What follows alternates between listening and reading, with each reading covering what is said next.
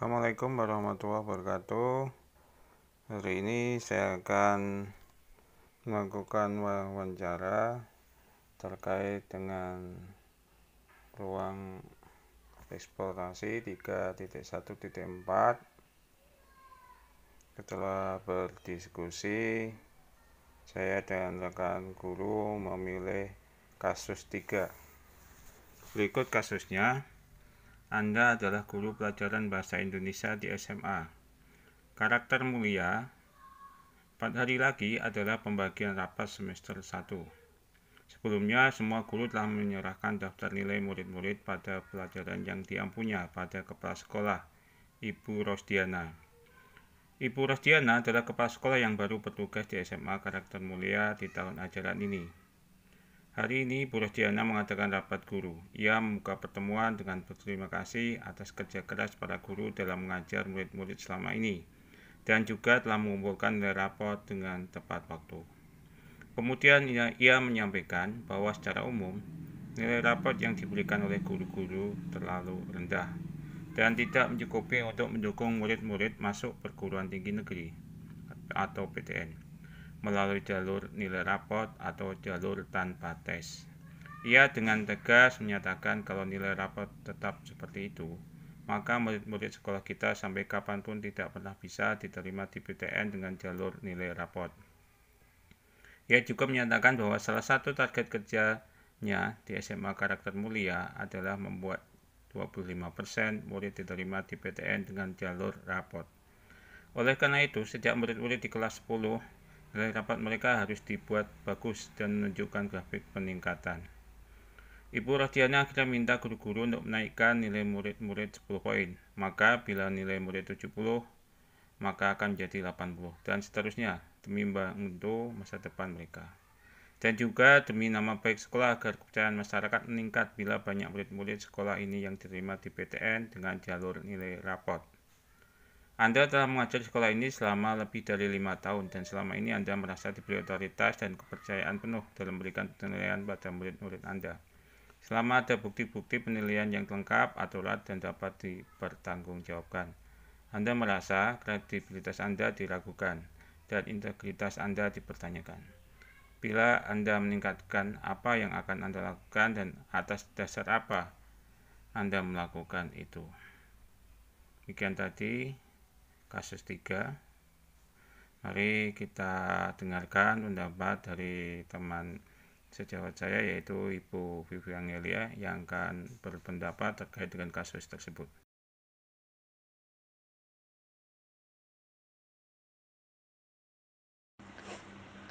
Baik Pak, menurut saya jika ada permasalahan seperti itu masalah yang cukup rumit ya Pak, menurut saya. Karena kita sebagai guru dituntut untuk bisa melakukan penilaian, melaksanakan penilaian dengan berbagai prinsip yang sudah ada dan juga membantu siswa untuk bisa mencapai masa depannya dengan mudah. Maksudnya dengan ikut uh, masuk perguruan tinggi itu tanpa tes. Tetapi jika kasusnya seperti itu, jika guru diminta untuk menaikkan 10 poin setiap siswa dan secara keseluruhan, itu menurut saya kurang baik karena sudah menyalahi prinsip penilaian yaitu sahih dan juga akuntabel. Dimana jika dinaikkan nilainya itu sudah tidak sesuai data yang ada melakukan penilaiannya dan yang pasti tidak bisa dipertanggungjawabkan. Jika memang diperlukan sekali untuk menaikkan nilai, kenapa tidak dari kemarin-kemarin itu dilakukan misalnya apakah ada penaikan KKM ataupun penambahan waktu belajar ataupun penambahan tugas belajar agar siswanya juga bisa berusaha berproses untuk bisa menaikkan nilainya tersebut.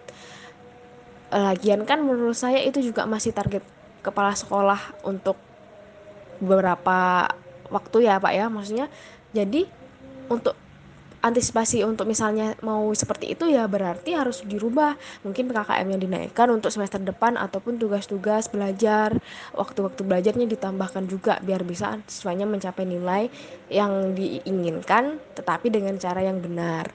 Lagian juga menurut saya Pak, jika kasusnya seperti itu, untuk masuk PTN itu kan nggak cuma untuk masuk PTN itu kan tidak hanya melalui jalur tanpa tes, ada banyak jalur, ada jalur UTBK, tes nasional, dan ada juga jalur mandiri untuk masuk memilih ke perguruan tinggi yang dituju.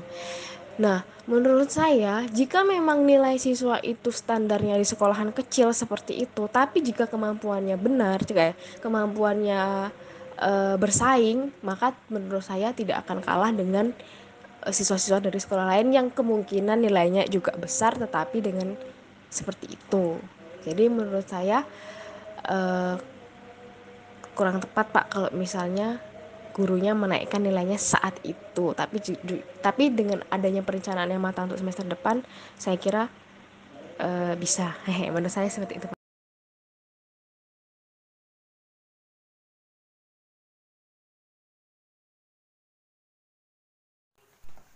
Saya sependapat dengan pendapat dari teman saya terkait dengan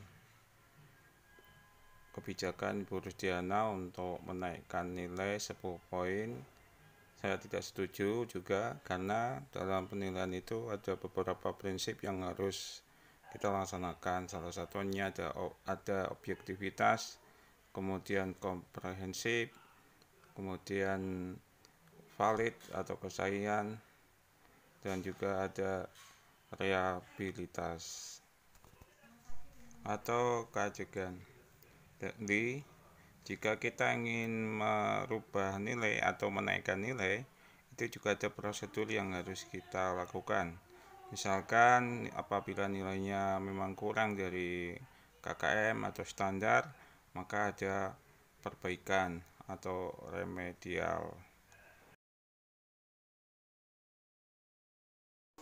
Rekan kerja saya memberikan pendapat terkait kasus 3 berdasarkan prinsip berpikir berbasis peraturan atau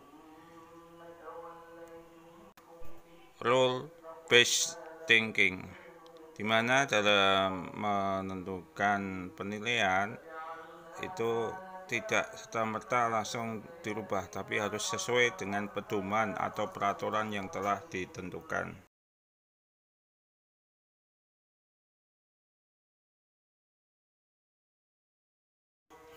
Saya dengan rekan sejawat saya tidak ada perbedaan dalam menentukan penilaian. Dalam membuat penilaian, saya juga menggunakan prinsip-prinsip penilaian seperti komprehensif, objektif, terus valid, reliabilitas, dan prinsip penilaian. Penilaian itu dapat memotivasi siswa.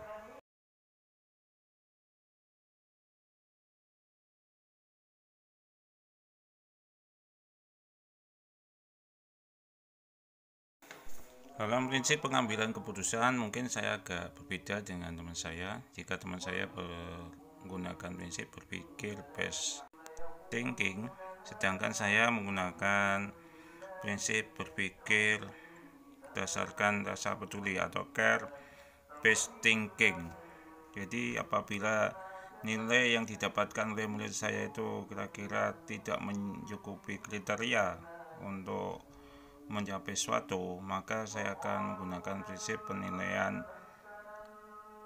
patokan, di mana saya akan melakukan lagi remedial sehingga anak saya tadi bisa mencapai nilai yang sudah menjadi patokan sebelumnya.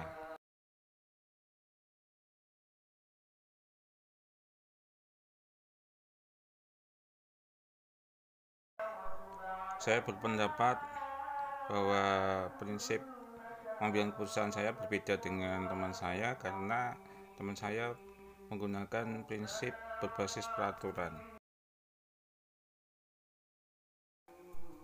di mana jika peraturannya sudah menetapkan bahwa nilai siswa yang diperolehnya seperti itu, maka juga harus sesuai dengan pedoman yang telah ditetapkan. Sedangkan bagi saya penilaian itu masih bisa dirubah lagi berdasarkan acuan patokan. Misalkan Bu Rodiana tadi meminta untuk menaikkan nilai 10 poin, maka kita bisa menggunakan acuan patokan bahwa nanti nilainya harus dinaikkan 10 poin.